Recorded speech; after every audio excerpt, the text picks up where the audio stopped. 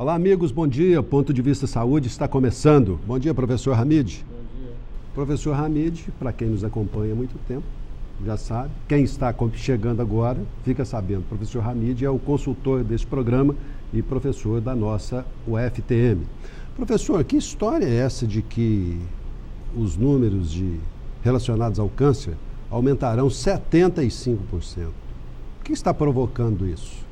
É o avanço da medicina que está detectando a doença com mais facilidade ou realmente o povo está adoecendo mais de câncer? Acho que essa primeira hipótese que você fez é verdadeira, porque se faz mais diagnósticos, né? E isso aumenta a prevalência de qualquer doença quando o diagnóstico é feito. Agora, o avanço também, quer dizer, a maior prevalência decorre também do modo de vida das pessoas. Maior contato com fumo, o pessoal fumava mais, agora pelo menos está fumando menos. Alimentação, exposição a poluentes externos, são vários fatores, né? Agora, existe um aumento significativo. Agora, é bom dizer também que o câncer, ele está no DNA da pessoa. Está no DNA, em nível celular. De todas as pessoas ou não? Não. De um percentual X, né, de algumas pessoas. Agora, não se sabe exatamente do ponto de vista genético qual é o percentual, mas sabe-se que há uma predisposição. Por exemplo, no Japão, a prevalência de câncer de tubo digestivo é maior do que em outros países. Por quê? Por causa da alimentação. Alimentação diferente. No Rio Grande do Sul, o câncer de esôfago, por causa do chimarrão, ele incide mais do que em outros estados do país. E em Minas Gerais? Minas Gerais eu não sei. Tutu não provoca câncer, não acelera. Não, provavelmente não. Agora, é curioso, você falou em Minas Gerais, em Araxá, por exemplo, a prevalência, a frequência, mas o nome correto é prevalência, de leucemia, é maior, provavelmente por causa do nióbio, né? Isso não está provado, não, mas há uma suspeita por causa da radiação do nióbio, né? E qual tem sido a contribuição dos brasileiros para com os avanços na questão de tratamento do câncer? Eu acho que houve muitos avanços, mas esses avanços, talvez extraídos, né, da ação da medicina de outros locais, como é no mundo todo. Mas agora houve um avanço extraordinário, que foi a descoberta de uma substância extraída de uma planta aqui no Brasil, o álcool perílico, que começou a ser estudada na Universidade Federal Fluminense. E depois a purificação da planta, por isso que é importante dizer que não é pegar a planta e tratar de qualquer e achar que vai resolver problema de câncer. Eles foram a fundo e isolaram o elemento que atuaria inibindo as células cancerosas de tumores cerebrais. E isso ficou provado, por isso que medicina tem que ter prova, né? Não adianta falar que curou porque o indivíduo melhorou, tem que ter prova. E a prova foi ressonância, que essas pessoas ingerindo, houve uma redução, mas viram que tinha muito efeito colateral por via gastrointestinal, fizeram por inalação, porque a chegada da substância ao sistema nervoso foi mais rápida. E notaram que havia uma regressão do câncer cerebral nessas pessoas enquanto estiverem tomando ou inalando essa substância. Aí vem um pesquisador da Universidade da Califórnia para acompanhar esse processo e difundir essa descoberta no mundo inteiro. O senhor disse aí que os cientistas isolaram determinada substância da planta e a purificaram. Né? Que a simples ingestão da planta, vamos assim dizer, pelo paciente não resolve o problema. Mas o próprio organismo não faz essa separação? Não, é o seguinte, porque ela tinha muito efeito colateral, quer dizer, dava muitos problemas gastrointestinais. E ela já havia sido usada até por via intravenosa e era pior. Então a única forma de chegar ao sistema nervoso, que perceberam, seria pela inalação, pela proximidade evidente, né, dos vasos do nariz com o sistema nervoso. Quer dizer, o problema foi esse, foi a descoberta maior, além da substância em si, foi o modo de ação e de penetração no sistema nervoso. Agora, até é bom lembrar, isso aí é o seguinte, medicina tem que ter prova, tem que agir na história natural da doença, quer dizer, não nos efeitos. E essa substância, provavelmente, ela está agindo na história natural, quer dizer, bloqueando o ciclo da doença. E não o indivíduo acha qualquer remédio aí e tal, esse aqui é bom para gripe, ou chá preto, ou raiz, né, o Confrei. Então aqui não, aqui houve uma prova cabal, quer dizer, demonstrada cientificamente. Professor, comprovadamente, há um produto aí de uma planta, não sei se é o Confrei, se é cânfora, uma coisa assim, mas que misturado ao álcool as pessoas passam em ferimento. E comprovadamente apresenta resultado.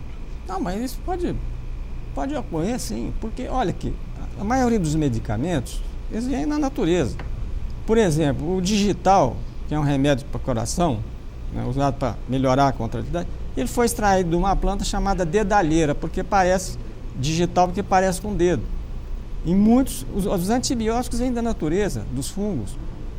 Agora, só que isso tem que ser estudado cientificamente. Porque tem os efeitos colaterais também. Tem efeitos colaterais, né? Às vezes até... maiores do que os efeitos benéficos, às vezes, exatamente. Se não isolar a substância. O Hipócrates falou, diferença, repetindo pela milésima vez, a diferença entre o remédio e o veneno está na dose. Hoje nós temos mais um convidado especial e ele será apresentado pelo professor Hamid. Eu tenho o máximo prazer de apresentar aqui o Dr. Nilson Camargo Roso, que até foi meu aluno, né? E 2 vezes diretor aqui da nossa antiga Faculdade de Medicina do Triângulo Mineiro. E fundador da nossa TV universitária. E fundador da nossa... Além, eu acho, antes disso, de um grande profissional. Eu daria meu corpo pela anestesiar. O senhor já disse aqui que o senhor não se submeteria a tratamento com alguns médicos. Com o Dr. Nilson, o senhor se submeteria? Eu não colocaria o retrato dele na parede. O que significa isso, professor? Não colocar o retrato quando ficar com AVC, derrame, não pode falar, ele aponta e... Essa para mim é nova. Bom dia, doutor Nilson. Bom dia. Muito obrigado pela sua presença. Essa é nova, é? Essa para mim é nova, não. Professor. Não sei, às vezes eu que seja desinformado. Não, talvez seja isso só para os médicos que conhecem os médicos, né? Então, aquele que ele não quer que chame, ele não pode falar quem é. Então... Doutor Nilson, tem havido avanços na questão da anestesia? Sim, tem havido avanços, né? À medida que a própria medicina evolui, né? Principalmente no sentido de diagnósticos, né? E de condições cirúrgicas, a anestesiologia caminha junto. Aliás, até o fenômeno é o oposto, né? A cirurgia só pôde caminhar quando a anestesiologia ofereceu condições. Quando é como um safari que vai entrar pela selva dentro, precisa de um batedor. Operar alguém simplesmente amarrando na cama é mais difícil, né? Muito mais. Porque o anestesista é que sabe realmente as condições de pressão arterial, de pulso, respiração, de diurese, temperatura, estado geral. Isso tudo é monitorado pelo anestesista? Tudo. Ele que então ele não pode se retirar da sala durante a cirurgia? Não pode, de maneira alguma. Mas alguns retiram, Nilson? A não ser em alguns momentos, por uma necessidade fisiológica muito grave, né, muito importante. Mas normalmente você tem equipes, né? Quando um colega sai, o outro está lá para cobri-lo. Porque não se deve... Essas cirurgias de longa duração que a gente ouve falar, cirurgias até de 24 horas, é um anestesista só? Porque o cirurgião normalmente é um único, né? Embora ele tenha assistentes. Certo. Mas o líder é o doutor fulano. No caso da anestesia também é assim? As grandes cirurgias cardíacas, a grande obesidade, né? Inclusive os convênios pagam 2 anestesiologistas. É interessante que tenha, né? Porque quando o procedimento é complexo, enquanto um cuida do estado geral do paciente, da infusão de líquidos, o outro olha se tem arritmia, como é que está o sangramento. Enfim, é preciso que tenha olhos, não basta o paciente estar sendo monitorizado. A gente fala que o mais importante de todos os sensores, de todos os monitores, é o olho humano. Por isso, o anestesista tem que estar atento. E se ele quiser ser um regular jogador de xadrez, ele tem que enxergar 2 ou 3 lances na frente. Porque senão, em vez de tocar a anestesia que o toca, é que o empurra. Então, por isso se fala que um bom cirurgião precisa de um bom anestesista. Mas aquele que não for um bom cirurgião regular, ele necessita imperiosamente de um excelente anestesista. Porque o risco anestésico é muito mais difícil de ser contornado que o risco cirúrgico. É claro que existem condições variáveis. O anestesista trabalha em momentos agudos. Por isso é que se fala que anestesia, a gente comenta com os residentes, que a anestesia é uma especialidade que você tem horas e horas de tédio intercalados com alguns momentos de terror. Por quê? Pode surgir uma parada cardíaca, uma arritmia grave, uma perda de sangue violenta, aguda, repentina, que não está se esperando. Então vocês têm que estar atentos. O senhor tem uma história de vida no serviço público. Sim. No serviço público também é assim? Quando um cidadão vai se submeter a uma cirurgia aí de 18 horas, 20 horas, há uma equipe de anestesistas em torno dele? Existe equipe de anestesistas. Hoje, principalmente no hospital escola, existem vários plantonistas, 4 a 5 plantonistas, staffs ou docentes naquele dia, mais os residentes. Então você consegue tocar uma anestesia com muita tranquilidade. Mesmo porque existe um preparo pré-operatório, né? Você tem que preparar esse paciente, não ficar conhecendo apenas no ato cirúrgico, primeiro porque é desagradável. E segundo, você sabendo das condições prévias, quais medicamentos que ele toma, quais as doenças intercorrentes, comorbidades, aí você já entra com uma série de prevenções para evitar complicações maiores. Desculpa, professor, eu interrompi. Eu queria dizer o seguinte, que o anestesista é a peça primordial do ato cirúrgico. Isso é amplamente sabido. Quer dizer, o anestesista tem que ter um preparo de conhecimentos gerais, não é apenas injetar um anestésico e ficar por isso mesmo. Por causa dessas complicações, né, que podem ocorrer inadvertidamente ou sem que tenha havido qualquer possibilidade delas, mas elas existem, e se o anestesista não estiver preparado, tiver experiência para tal, o ato cirúrgico realmente pode estar condenado ao insucesso. Doutor Nilson, eu acho que todas as pessoas que já passaram por algum tipo de cirurgia, não todas, mas a grande maioria que já passou por algum tipo de cirurgia, conheceu o anestesista já deitado na cama, na maca, para ser operado. Isso não é ruim? Porque o senhor disse que o anestesista deve conhecer o histórico do paciente também. Sem dúvida. Aí existem 2 situações. O ideal é que o paciente seja avaliado antes da cirurgia no consultório pelo anestesista, uma cirurgia então programada. Agora, para que isso aconteça, é interessante que o cirurgião também tenha essa consciência e encaminhe o paciente. Inclusive, todos aqueles hospitais que querem fazer a chamada acreditação hospitalar, melhorar a sua credibilidade junto à ANS, junto à Anvisa, eles têm que fazer essa acreditação. Então, existe uma solicitação a nível nacional que o paciente passe obrigatoriamente pelo consultório do anestesista. Que aí o anestesista o avalia, tem um resultado final do exame clínico, do exame laboratorial, e o mais importante, do histórico do paciente, ele sabe da história do paciente, encaminha esse paciente para o hospital. Nilson, por falar nisso, você podia entrar com mais detalhes do valor da história também para o anestesista? Sem dúvida. Eu comentava antes de iniciar o programa aqui com o Dr. Hamid, existe um familiar dele que não pode tomar metoclopramida, porque desenvolve uma reação extrapiramidal. Quer dizer, você quer dizer o nome comercial? Não, não vamos dizer. Né? Não, acho que está então, proibido. A metoclopramida é um princípio farmacológico. Tem também o droperidol, que é também uma droga que eles libera também. Nós temos vários colegas médicos que não podem, então você já sabe disso antes, entendeu? Pela história clínica.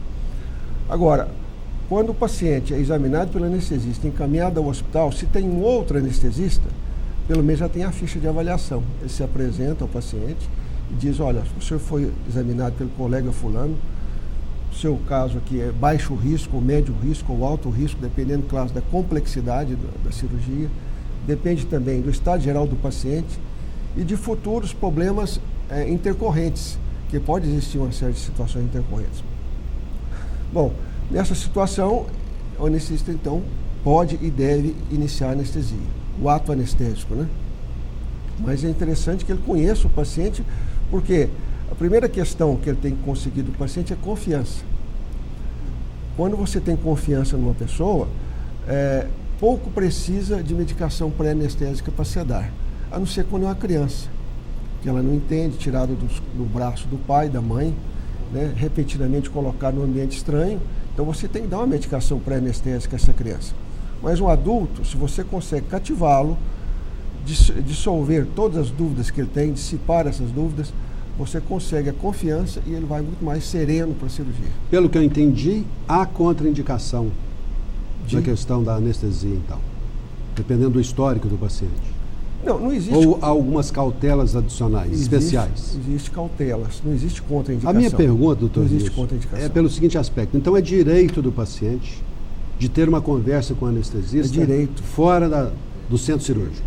Ou, a não ser as condições de urgências e emergências, em que ele conhece o paciente na sala. Aliás, a resolução 1802 de 2006, do Conselho Federal de Medicina, estabelece isso, avaliação pré-anestésica. Mas isso depende muito do cirurgião. Nós temos colegas aqui em Uberaba, cirurgiões, que sistematicamente 100% dos pacientes deles são encaminhados. 100%. Mas outros não mandam. Aí você encontra um paciente na sala, hipertenso, com história de colocação de stent 1 ano atrás, tomando anticoagulante. Aí você tem que suspender o ato anestésico. Porque a proposta, a gente fala que nunca suspende o ato cirúrgico. Se o cirurgião quiser operar com o local, que o faça. Eu não posso indicar o ato anestésico num paciente que tem risco elevado. Nós estamos falando da anestesia geral. Ou qualquer outro tipo de anestesia. Pode ser um bloqueio, uma epidural, uma hack. Não necessariamente geral. O Elton, ele falou um aspecto importante que nós temos aqui repetido, é a confiança. Confiança é um efeito placebo. Quer dizer, é um efeito, é uma ação terapêutica, até comprovada cientificamente. Quando o paciente confia no médico, o resultado do tratamento é mais do que 50%. Agora, quando ele não confia, aí realmente é um desastre. E geralmente se culpa o médico por isso. Aliás, existe uma analogia muito interessante, né? Que o médico é como o guarda-costa. Você só pode ter um se você tiver confiança. Se você não tiver confiança, como você vai querer um guarda-costa? Se você não tem confiança no seu médico, deve trocar de médico. Até... Por isso diz que toda família precisa ter um médico e ter um advogado da família. Não para o advogado pegar a causa, não é para o médico tratar, mas encaminhar. Procure fulano, foi meu colega, excelente, foi meu professor, nessa área é o melhor que tem. Ele acaba sendo um consultor. Exatamente. Consultor. Então, a família que tem um médico e um advogado, ele funciona como consultor. Nesse sentido de encaminhamento. Quantos advogados são brilhantes e perdem tempo de resposta de um processo? Ele é competente? mas foi negligente. Sim. Por isso que a medicina não admite... Né? Qual que você acha pior nisso? Agora, sem dúvida, negligência. É a negligência, imperícia... E imprudência. Imprudência. Qual das três? A negligência. A negligência é aquele que foi o descaso, o não compromisso. Um exemplo qualquer. Está passando um filme agora, qualquer interessante, quero assistir o final, estou no pronto-socorro. Não, agora mesmo eu vou lá. Vou acabar de ver o final. Isso é negligência. Isso é negligência. Que pode representar muito. Um futebol. Pode fazer a diferença entre a vida e a morte do paciente. Exatamente. Porque, principalmente no trauma, né? Na primeira hora, se fala no politraumatizado, chama hora de ouro. Quantos pacientes atendem terceiros num acidente, de repente ela apaga e morre? Existem muitos casos assim. Eu tive um colega de turma que foi assim, ele atendeu o terceiro, depois ela apagou e morreu. Então, é muito importante essa avaliação prévia, quando a pessoa ainda está bem, mas tem diagnósticos prévios, né? Não depois. O diagnóstico interessa em vivo, não pós-mortem. Ô Nilson, você trouxe uma estatística aí, sim, nós estávamos conversando aqui antes de chegar, para comprovar que a importância da conversa com o paciente. Qual é o percentual de sucesso nisso, na história? Bom, nós tiramos aqui, inclusive, uma referência bibliográfica, né? E fizemos essa afirmação aqui. A avaliação pré-anestésica, ou seja, pré-operatória ou pré-anestésica, né? Realizada por meio da história, que nós chamamos de anamnese, e exame físico, são capazes de detectar de 75% a 90% dos riscos, sendo complementadas por exames laboratoriais. Então, o que são os exames laboratoriais? É redundante dizer que o exame complementar complementa. Então, aí tem duas variáveis, erradas, ambas. A primeira é quando o paciente acha que o médico que o atende bem é que ele pede mais exame complementar. E realmente o cidadão tem essa avaliação, né? E o segundo, quando o médico muitas vezes deveria pedir menos e erradamente pede mais. Por exemplo, recentemente, 2 casos que eu presenciei. Anestesia uma criança no ressonância magnética, criança de 3 anos, com suspeita clínica de meningite, não foi feita uma punção lombar, que daria um custo laboratorial de R$30, foi feita uma ressonância que custava 600. E na realidade não se detectou nada. Ora, mas aí é um erro do médico. Erro do médico. Eu estou dizendo os dois lados. O paciente que força e o médico que também que aceita. E o segundo, há pouco tempo, foi uma senhora, inclusive uma enfermeira, que ia ser operada de hernia inguinal, e o auditor pediu um ultrassom de parede abdominal para detectar a fraqueza da parede abdominal. Ora, o cirurgião dizia, coloque a paciente de pé, peça para soprar intensamente, criar uma pressão positiva pulmonar e abdominal, que o caroço da hérnia aparece. Então, o próprio auditor quer se valer de exame complementar e não se valeu do exame físico. Então, nesse ponto, a questão é cultural. Nós, todo momento, falamos das nossas autoridades, criticamos nossos políticos, mas nós gostamos de mexer muito na brasa com a mão do outro. Nós não gostamos de assumir responsabilidade. É uma questão de cultura brasileira. Quer dizer, o auditor está mais pego, mais preso ao exame complementar do que ao exame físico. E esse é um dos fracassos da medicina hoje, da má atuação da medicina, por causa do grande número de recursos que se perde, de dinheiro, com coisa desnecessária. Quer dizer, pedir uma ressonância para uma criança, que não tem clínica que justifique esse exame, ao invés de fazer uma punção, até um leucograma disso, até examinar a nuca dela, se está dura, até nem vomitou com febre, é meningite. Agora, pedir um exame de ressonância para fazer diagnóstico de meningite, isso é por isso que está quebrando o sistema de saúde. São duas vertentes, então. Uma pelo paciente, que força, e o médico, muitas vezes, por inabilidade ou achar que as coisas são tão simples e fáceis, né? Vai agradar o paciente, ele pede uma série de exames muito mais complexos, né? Agora, essa pressão, acho que é bom, foi muito bom você tocar no assunto, é que o médico não pode ceder essas pressões. Porque se ele não pedir, ele não é um médico bonzinho, é radical. Geralmente não é bom também quem não pede muito exame. Porque o paciente, ele acredita no papel. Pois é, o paciente vai a um determinado médico que não pede exames complementares. Ele resolve ir num outro que pede 10. Ele fala, tá vendo? O cara lá nem exame pediu. Esse que pediu os 10 é que passa a ser o bom na história. Pois é. E às vezes os exames não detectam absolutamente nada. Pois é. Acrescentando ao que o Nilson falou, nós já falamos aqui muitas vezes. Pediu uma ressonância, não achou nada. Então aí que está o que Claude Bernardo falou. Quem não sabe o que procura, não entende o que encontra. Ele tem que saber. Professores, aí vem a questão que nós abordamos aqui da confiança no médico. Há necessidade de o paciente se relacionar com um médico que seja realmente da confiança dele. Exatamente. Porque se o médico falar que ele precisa de uma ressonância, precisa. Se falar que não precisa, não precisa. Quando ele não conhece o médico, ou quando não tem confiança no médico, qualquer coisa que o médico diga, ele não vai acreditar. Mas sabe que tem um outro fator aí, nisso aí? Eu acho que é a imprensa. A imprensa até, não é a imprensa leiga não. Porque hoje todo mundo que vai ao seu consultório, que é o meu, do Nilson, não, doutor, pede colesterol aí para mim, quer que faça colesterol, ácido úrico, né? Mas por quê? Você não tem fator de risco nenhum, mas quer colesterol. Por quê? Existe uma pressão da indústria para vender remédio para colesterol. E isso está aprovado até fora. Então, essa relação médico-paciente realmente é difícil. A relação entre as pessoas é difícil. Nós vamos a um rápido intervalo e voltaremos em instantes. Apoio Cultural Unimed. O melhor plano de saúde é viver. O segundo melhor é Unimed.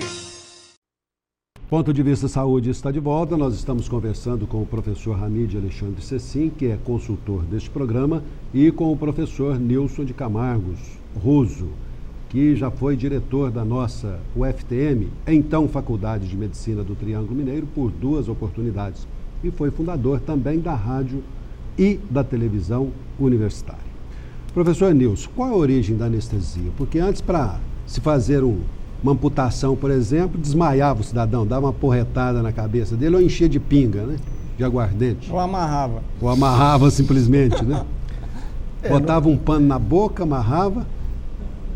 No passado se chamava anestesia contensiva, né? Se amarrava a pessoa, então fazia a etilemia, bebia altas doses de bebida alcoólica, né? Havia o verdadeiro torpor para fazer uma amputação, etc. Mas a história mostra que a primeira anestesia catalogada foi em 1842 pelo Dr. Long, nos Estados Unidos, mas não divulgou isso. Depois é que redescobriram.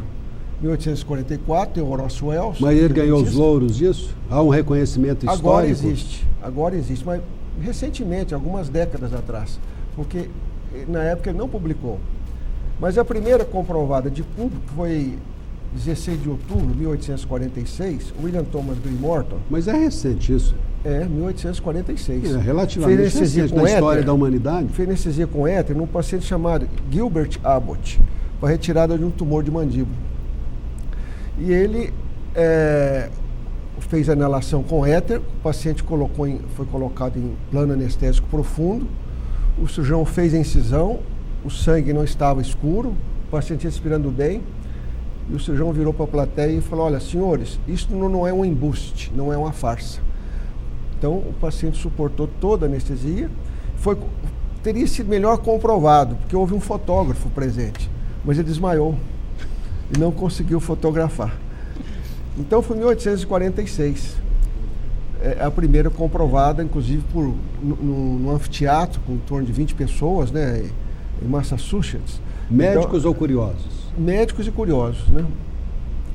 Mas aí vem o primeiro problema. Já em 1848, já na Inglaterra, uma jovem de 15 anos que tinha uma unha encravada foi fazer anestesia com cloroformo. Naquele tempo não havia anestesia local. Você vai tirar uma unha encravada, você vai usar uma anestesia local, infiltrativa, poucos ml de anestesia local. É o que se fala, você não vai matar um passarinho com um canhão. Pequeno anestésico, com área local pequena, resolve o problema. E essa criança, moça, né, adolescente, 15 anos, faleceu. Então, o primeiro caso relatado de óbito e anestesia foi já em 1848, porque o cloroformo é extremamente depressor da musculatura cardíaca, onde as antigas lanças-perfumes, né, que tinham um componente, de vez em quando gerava arritmias e até paradas cardíacas e óbitos, né? Exatamente se proibia cheirar a lança-perfume por causa desse componente. Ô Nilson, tem um detalhe aí, até você tocou nele em passant, que realmente o primeiro descobridor de anestesia foi o Crawford Long, que era de uma cidade muito pequena. E esse Morton, ele era muito sabido, queria ganhar dinheiro com isso. Ele foi lá e ele viu o que o Crawford para fazer depois em Massachusetts. E a Associação Médica Americana, ela entrou na justiça para provar que o Crawford Long foi descobridor da anestesia e não o dentista Morton. Quer dizer, nada a ver com a odontologia aqui, né? Mas a verdade é essa. Mas você sabe dessa de uma senhora que ia dar à luz na Inglaterra, que o Priestley, que descobriu o óxido nitroso. O óxido nitroso, ele usou pela primeira vez. Aí foi 1780 e pouco. Foi antes até. Um século antes. Pouco. E ele sofreu uma condenação, né, do pároco local, do bispo, porque a mulher tinha que sentir dor para ter anestesia. Esse caso foi com a Rainha Vitória. quando deu à luz ao príncipe Leopoldo, 1853. O anestesista foi John Snow. Foi o primeiro anestesista que de fato se dedicou à especialidade, né? Aliás, toda vez que eu faço essa citação, eu sempre gosto de buscar aqui o nome do colega Anísio Abdala, que eu falo que ele foi o John Snow do nosso Brasil Central, né? Foi o primeiro anestesiologista que de fato fez só anestesiologia. Quando criada a Faculdade de Medicina em 1854, ele foi para a Escola Paulista de Medicina com o professor Caio Pinheiro, na época ficou 6 meses, naquele tempo chamava-se estágios, né? E voltou para Uberaba fazendo só anestesiologia. Então, o nosso John Snow, aqui do Triângulo Mineiro, do Brasil Central, é o Dr. Anísio Abdala, a quem rendemos essa homenagem, né? Pois é. O radicalismo da igreja atrasou a evolução da medicina? Na minha opinião, atrasou. Porque a peste e todas as doenças infecciosas eram tidas como castigo dos deuses. E não sei, Nilson, se nesse detalhe desse parto feito com anestesia, quando o Snow foi chamado pelo pároco lá, ele, como defesa, ele falou, olha, anestesia não tem nenhum problema, não é nem castigo divino se ela vier, porque o próprio Deus, quando ele tirou uma costela de Adão depois de um sono profundo, quer dizer, anestesiado, aí veio a mulher. Quer dizer, não havia mais como falar nada, né, depois desse argumento dele, né? Que também é história. Mas o que a igreja alegou na época foi a questão de Gênesis, se não me engano, capítulo 7, que está escrito lá, parirás teu filho em dor. Então, a interpretação literal. Exatamente. Entendeu? Parirás. Então, se alguém está tirando a dor no trabalho de parto, está agindo contra os princípios da igreja. Quando, na realidade, as coisas têm que ser interpretadas. A própria lei hoje tem que ser interpretada, né? Tudo tem que ser interpretado. Se não precisasse de interpretação, bastava ter o juiz, né? Precisar de promotor, advogado de um lado, advogado do outro. Tudo tem que ser interpretado. Ô Nilson, então o pessoal está cometendo um pecado hoje, fazendo anestesia durante o parto, né? Hoje até as mulheres, de uma maneira geral, toleram muito pouca dor, porque elas sabem que existe uma possibilidade ou de uma cesariana, ou no pior das hipóteses, uma analgesia do parto. Então, eu me lembro de um colega médico já falecido, que a irmã dele teve um trabalho de parto de 48 horas. Isso quanto? Há 60 anos atrás. E depois a criança foi retirada da fórceps. Quer dizer, contraria todos os princípios, né? Do bom senso, do equilíbrio, do sofrimento fetal, sequelas, né? Então, hoje você quer uma criança que seja retirada do útero, porque ela não está bem ou porque a mãe não está bem, num período mais curto possível, né? Então, realmente... No passado, até não é a área dos dois, mas no passado se dizia sempre que uma mulher fazia cesariana, que filhos de cesariana normalmente eram crianças mais arteiras, mais elétricas, etc. Tem algum fundamento nisso? Eu acredito que não. Não faz diferença, né, entre o parto normal e a o oposto, em alguma situação, é verdadeira.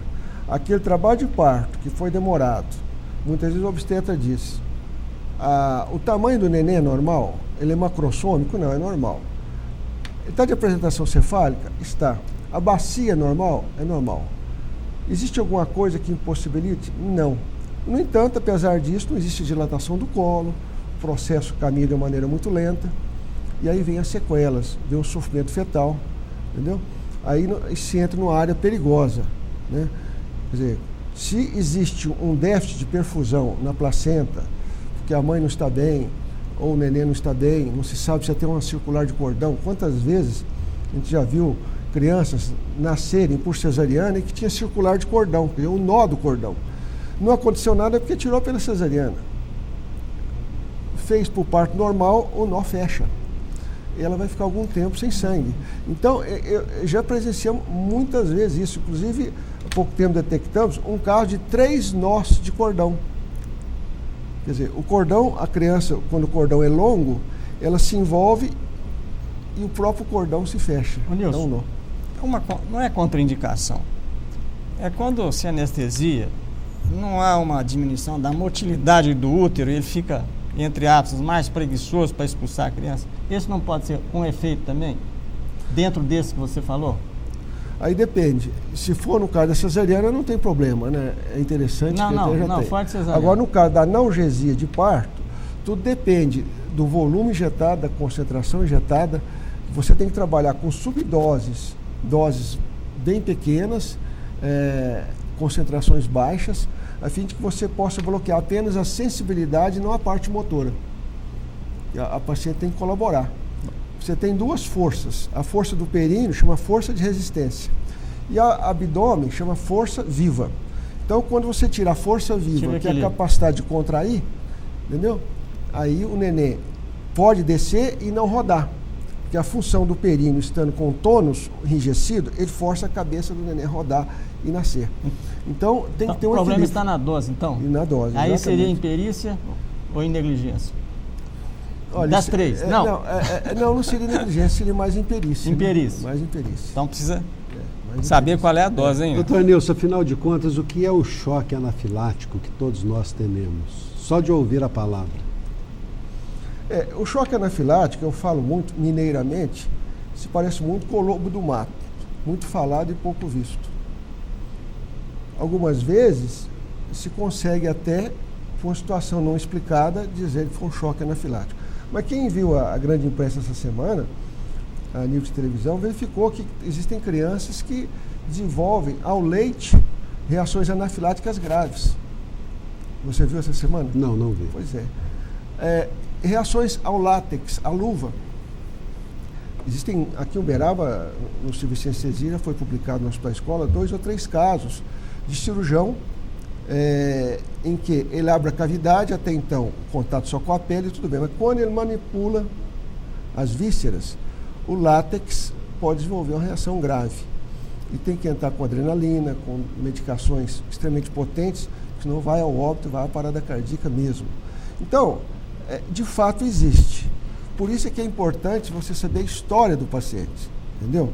O paciente que tem história imunoalérgica, bronquite asmatiforme, sensível à picada de abelha, sensível ao kiwi, à banana, tem uma série de medicamentos, você tem que tomar cuidado com esse paciente. Você não vai chegar um momento que o paciente tem lá uma colicite aguda, cheia de cálculo e precisa ser operado. Então você não tem como evitar. Ele precisa ir à cirurgia, senão vai a óbito. Agora tome os cuidados.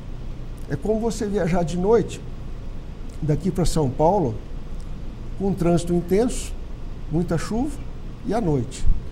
O que você faz? Você não consegue inventar, você só consegue redobrar os cuidados. Porque o paciente tem que ser operado. Então, reações anafiláticas existem. Agora, é necessário que você possa prever na conversa com a família, com o paciente, pegando esses dados que são extremamente importantes, porque com eles você se cerca de drogas, de uma série de medicamentos que podem antagonizar. Existe uma explicação aí, também, no contexto do que ele falou, no caso do leite. Por que choque anafilático? Quer dizer, o leite, ninguém ia pensar, é por causa do antibiótico que às vezes se dá para o gado, para a vaca, e essa pessoa tem uma reação, geralmente, ao antibiótico que está no leite. E outras situações também, viu, Nilson? Quer dizer que nós estamos hoje numa atmosfera de drogas, de elementos que não são naturais para a pessoa e ela reage, fora o componente genético. Pelo contato que os senhores têm com os amigos cirurgiões, certamente eles já devem ter dado a impressão pessoal de cada um sobre o que eu vou perguntar. Como é para um cirurgião ir para um centro cirúrgico sabendo que o paciente tem 5% só de chance de sobreviver, de resistir à cirurgia? Qual é o ânimo desse cirurgião? Estatística é uma situação complicada, né? Porque isso vai lembrar até aquela piada do sujeito que for operar um paciente e fala, olha, 1% somente se salva. Já operei 99, já faleceram. Então, o seu centésimo, logo você vai ser salvo agora. Entendeu? Então, agora,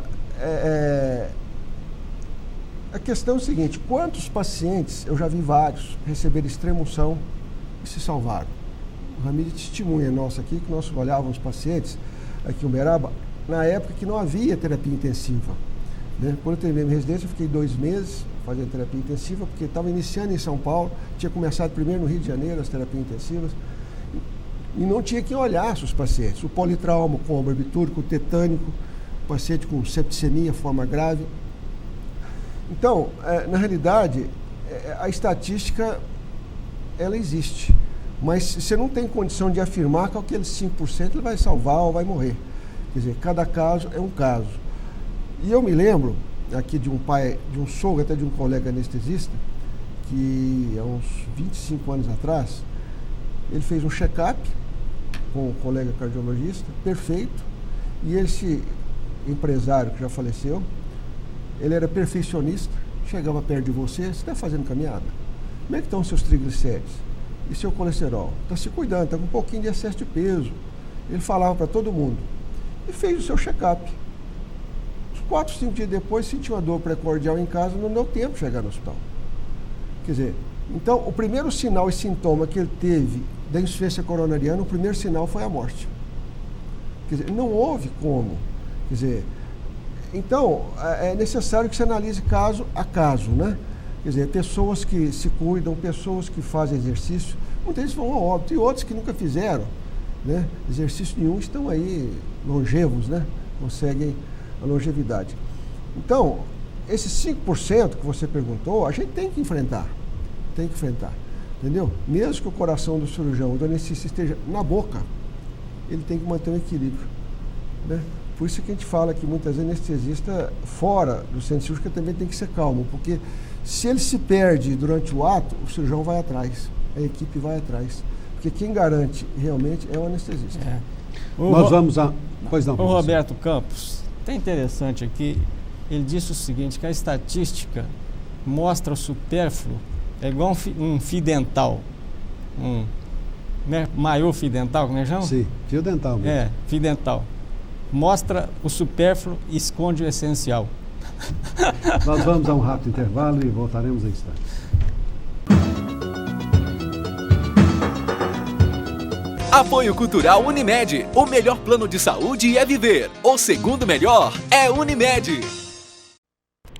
Doutor Nilson, o senhor que é especialista no assunto, anestesiar é um procedimento de risco? Sem dúvida. Primeiro porque a anestesia faz parte da medicina. A anestesiologia, o termo correto é que é a medicina perioperatória, né? Que interessa conhecimentos em volta da cirurgia, ou seja, antes, durante e depois da cirurgia. Embora também a anestesia, eu já não trabalho só em operações. Quantas vezes o anestesista é chamado para anestesiar, como dissemos agora mesmo, ressonância magnética, uma criança, ou um obeso que não cabe naquele tubo, ou um paciente que tem claustrofobia, entendeu? Ou um paciente submetido à endoscopia digestiva. Então, seja no procedimento diagnóstico ou cirúrgico, existe risco. E eu costumo dizer que o anestesista ou o médico, de uma maneira geral, que garante o resultado, ele é tão irresponsável quanto o advogado que garante a causa. Porque o advogado que garante a causa diz, não, eu conheço o juiz, eu sei como ele dá esse parecer em cima desse assunto. Só que o juiz é substituído, ele entra de férias, sai de licença, surge nova legislação. Decide com raiva da mulher? Exatamente. Então, são situações em que, entendeu? Existe risco, sim. Tanto assim, quando você libera um paciente do ponto de vista anestésico, você põe assim, liberado para cirurgia, entre parênteses, baixo risco, médio risco ou alto risco. Entendeu? Tudo depende de quê? Depende da complexidade. Muitas vezes a cirurgia não é tão grande, mas o paciente é um paciente hipertenso, é um paciente fumante, ele tem 40 anos, mas fuma desde os 15 anos. Embora, cronologicamente, ele tenha 40 anos, ele está pior do que um indivíduo de 70 que nunca fumou, que faz exercício. Então, fisiologicamente, o de 70 está melhor que aquele de 40. Então, existe risco sim. Quer dizer, onde nós entramos muitas vezes até em confronto com a chamada lei do consumidor. Por quê? Embora existam juízes que dizem que a lei tem que ser aplicada e oferecer resultados, quando você trabalha em medicina, 2 mais 2 com alguma frequência dá 4. Nem sempre. Pode dar 3, pode dar 5. E você não tem como. Felizmente, existem também juízes que não interpretam o paciente como um simples liquidificador que você comprou, que estragou, devolve, me dê um bom. Não existe. Então, o risco existe sim. O anestesista sempre fica preocupado. Quando o paciente é complexo, de alto risco, ou cirurgia de grande porte, o ideal são 2 colegas. Quando tem uma criança pequena, um lactente, a gente sempre fica em 2 colegas, Um pega a veia, outro faz indução, outro ministra droga. Quer dizer, porque você tem que repartir responsabilidades. O senhor já disse aqui que o anestesista deve acompanhar todo o procedimento, não pode se retirar do centro cirúrgico, a não ser por outras necessidades.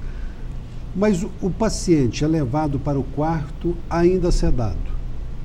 Somente depois que passou o risco da anestesia ou não? Veja bem, todo hospital, por norma, ele é obrigado a ter uma recuperação pós-anestésica. Então, o paciente, uma simples cesariana, o paciente pode sair perfeitamente acordada da sala de cirurgia, mas com as pernas e o abdômen, a parte inferior, anestesiada. Ele fica na recuperação até que tenha movimento das pernas. Ou seja, se não tem mais nenhum bloqueio, a pressão está normal, a queda de pressão agora, nessa paciente cesariana, é muito pouco provável. Então, se a paciente está movimentando ativamente, está acordada, lúcida, ela vai para o quarto. Não se deve encaminhar um paciente sedado para o quarto. Não se deve. Tanto assim que alguns pacientes, por exemplo, o paciente tem 80 anos, tem uma fratura de fêmur, a cirurgia dele acabou às 8 da noite. Esse paciente não deve nem ir para o quarto, nem para a recuperação, deve ir para a UTI. Porque esse paciente não precisa de tratamento intensivo, não precisa de cuidados intensivos. Porque a família quer ficar ao lado do paciente. Mas a gente diz muitas vezes aos familiares, olha, se fosse a minha mãe, eu gostaria que ela fosse para a terapia intensiva, porque lá vai ser melhor olhada. Vai ficar com monitores o tempo todo, uma enfermeira olhando, do que no quarto, onde tem 2 ou 3 pacientes, tem 2 ou 3 enfermeiras naquele posto olhando 20 pacientes. Então, o correto é ter recuperação pós-anestésica. No passado isso acontecia, não deve acontecer mais, pelo menos em um hospital que tenha bom padrão. Doutor Nilson, muito obrigado pela sua presença, pelos esclarecimentos e por seu histórico de serviços prestados à comunidade verandense. Muito obrigado. Professor Hamid, algum conselho para o nosso telespectador? Só para terminar o que ele falou e ratificar, a medicina é a arte da incerteza. Ninguém tem certeza de nada. E ciência da probabilidade. Quer dizer, o risco anestésico de 1% faz parte da medicina. E é nessa da incerteza que nós temos sempre. Muito obrigado pela audiência. Até quinta-feira da semana que vem, se Deus assim o permitir. Até lá.